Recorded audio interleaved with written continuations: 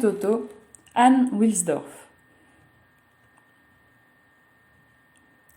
Toto n'a qu'un désir, aller laver le linge à la rivière, toute seule, comme une grande. Et chaque jour, depuis des semaines et des semaines, Toto supplie sa maman de la laisser partir seule à la rivière. Mais chaque jour, depuis des semaines et des semaines, sa maman refuse. « Tu es trop petite, lui dit-elle, et cela est beaucoup trop dangereux. »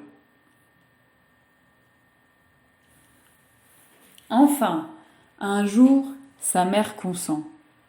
« D'accord, lui dit-elle, tu es une grande fille maintenant.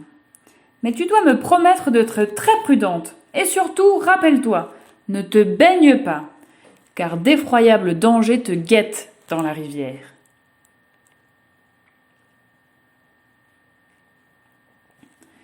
Toto est très heureuse et très fière. Sur le chemin qui mène à la rivière, elle chante sa joie à tue-tête sur un air de comptine. Je suis une grande fille, je suis une grande fille, je vais seule à la rivière, tralalalalaire. Toto lave son linge et frotte avec ardeur. Le soleil est déjà haut, quelle chaleur. Je me baignerai bien, pense-t-elle. Oh, rien qu'un peu, juste le bout de mes pieds. Mais non, je ne peux pas. Maman serait très fâchée si elle l'apprenait.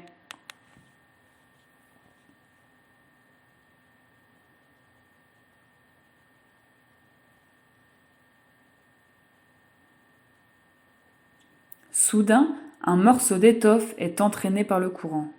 Pour le rattraper, Toto se précipite dans l'eau.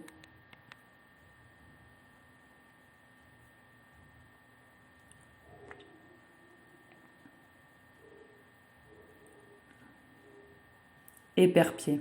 « Au secours! Au secours !» crie la pauvre fillette avant de couler comme un caillou au fond de la rivière. Un crocodile qui se cachait dans les hautes herbes plonge aussitôt, son énorme gueule aux dents aiguisées, grande ouverte.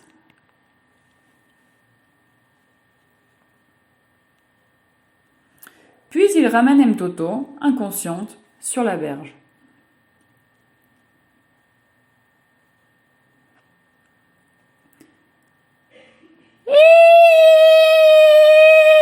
Hurle Toto en reprenant connaissance. « À moi! Au secours! Un monstre !»« Calme-toi, je ne suis pas un monstre, je ne suis qu'un crocodile. »« Un crocodile! Oh là là là là là là! Que tu as de grandes dents !» crie Toto qui ne se calme pas du tout. « Ce n'est pas pour te manger, mon enfant. Tu n'es pas le petit chaperon rouge, et je ne suis pas le grand méchant loup. Je suis Croco le crocodile, et je ne mange pas les petites filles. »« Et les grandes !» sanglote Toto. « Les grandes filles comme toi, je les sauve quand elles se noient. Et si elles ne sont pas contentes, je les rejette à l'eau. Maintenant, dis-moi, comment t'appelles-tu » Toto tremble encore un peu. « Je suis Toto, et ma maman m'a dit que les crocodiles raffolent des petites filles, et des grandes aussi, et même qu'ils les mangent toutes crues. » « C'est la vérité, dit Croco. Mais je ne suis pas un crocodile comme les autres. Je n'ai jamais supporté la viande. Elle me donne des boutons et fait tomber mes écailles. Je ne me nourris que d'herbes et de fleurs. Je suis végétarien. Quand j'étais petit, j'étais la honte de ma famille et de mes frères crocodiles. Tous me cherchaient querelle parce que j'étais différent des autres. Ma vie avec eux était devenue impossible, alors un jour, je suis parti, tout seul comme un grand. « C'est l'histoire la plus triste que j'ai jamais entendue, » dit Toto. « Mais je préfère quand même que tu manges des fleurs. »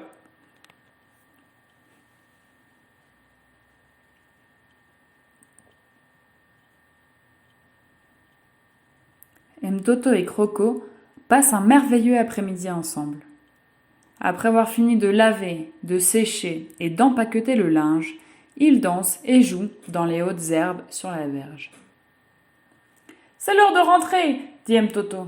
Viens avec moi, Croco. Je veux te présenter au village. Je suis sûre que tout le monde t'aimera.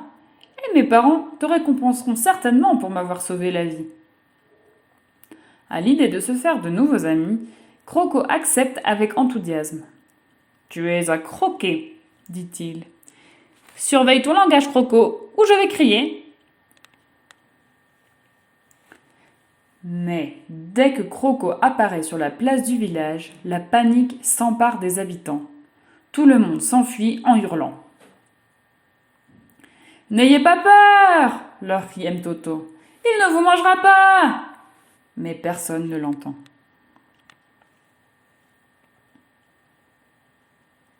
Et une flèche est tirée sur Croco. Le malheureux, touché au flanc, s'écroule. C'était mon ami. Croco n'était pas méchant, gémit Mtoto. Et vous l'avez tué. Mtoto fond en larmes et raconte l'histoire de Croco le crocodile végétarien qui lui avait sauvé la vie. Ses parents sont consternés.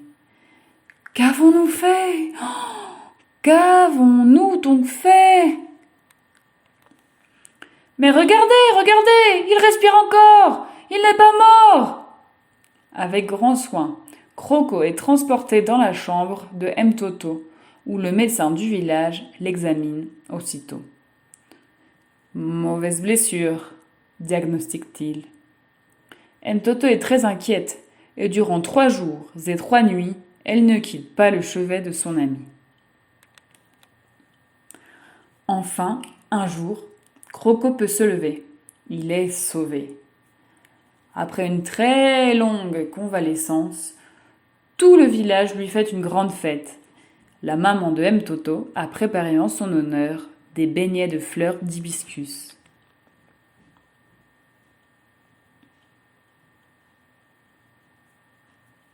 Depuis ce jour-là, Mtoto, la grande fille, ne va plus jamais à la rivière sans son ami Croco, le crocodile au cœur tendre, qui ne mange que de l'herbe et des fleurs.